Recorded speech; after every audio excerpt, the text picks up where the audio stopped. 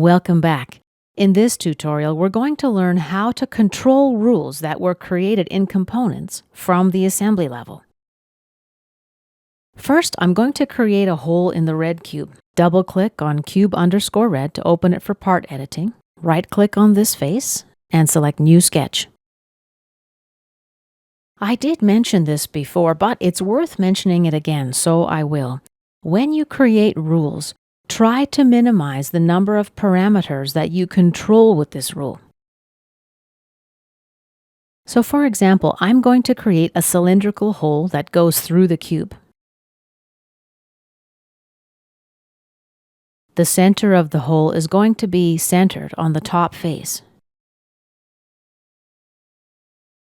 Now we can create parameters that control the center of the hole and control the position of the hole through rules.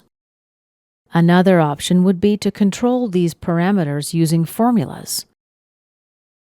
So for example, the distance to the center of the hole from this edge here equals half the length of this edge. Another option is to control the center of this hole with geometry. Let's create a construction line. And let's bring in a circle. Awaken the midpoint of our line and snap the center of my circle to that. 10 millimeters for the diameter of our circle. Click OK. By the way, notice that this dimension name is D5. And let's go to parameters now. Let's rename our new dimension, D5. We'll call it hole diameter. Hole_diameter. Click Done. And let's exit our sketch. And let's create an extrusion. Select the contours. We can create another parameter we control through the rules. Or we can simply select Through All for the extent and click OK. I'd like to create a rule here whereby the diameter of the hole is half the length of this side. First, let's find out what parameter we should use. Let's select Visibility for Sketch 1. Right-click, Visibility. And right-click, Dimension Display. Expression. So we're going to use the red cube's width parameter. Let's right-click on the part, Add Rule. I'll call it hole diameter, hole_diameter, and click OK. Let's select Model Parameters from the model tree. Double-click on hole diameter, and space, =space. Double-click red cube width, and divide it all by 2. Let's use the message box function to notify us whether or not the rule has been run. Let's just type in an appropriate prompt. Hole diameter, rule has run. Go to Options now. As you see here, Don't Run Automatically is unchecked. Let's leave it unchecked. Click OK. And OK. Let's go to the assembly level. Change the width parameter to 30 millimeters. And here's our message box. Hole diameter rule has run. Let's click OK. And click Done. And next, let's go to the part level. Double-click on the blue cube. Double-click on the rule to launch it for editing. Go to Options, and let's check Don't Run Automatically. Click OK. OK. Back to the assembly level. Let's change the width to 20 millimeters.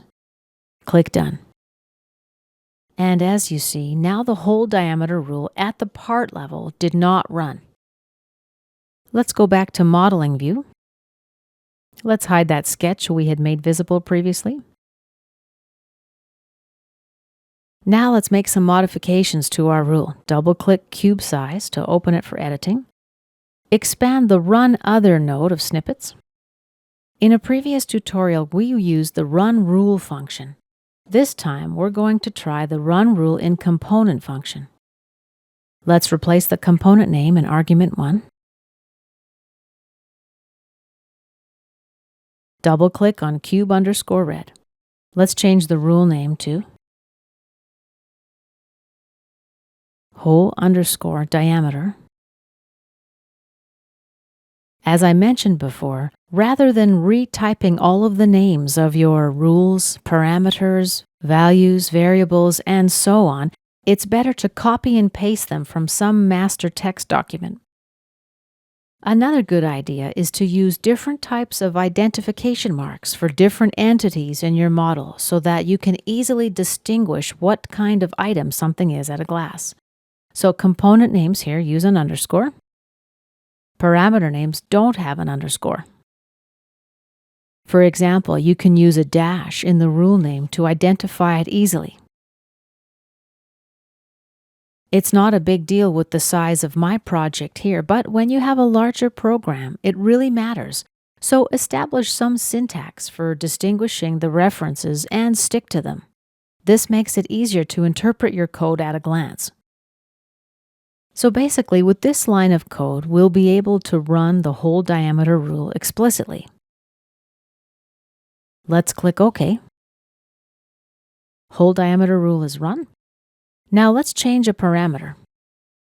Make this one 30 millimeters. Done, and hole diameter rule has run. This concludes our tutorial about rule dependency.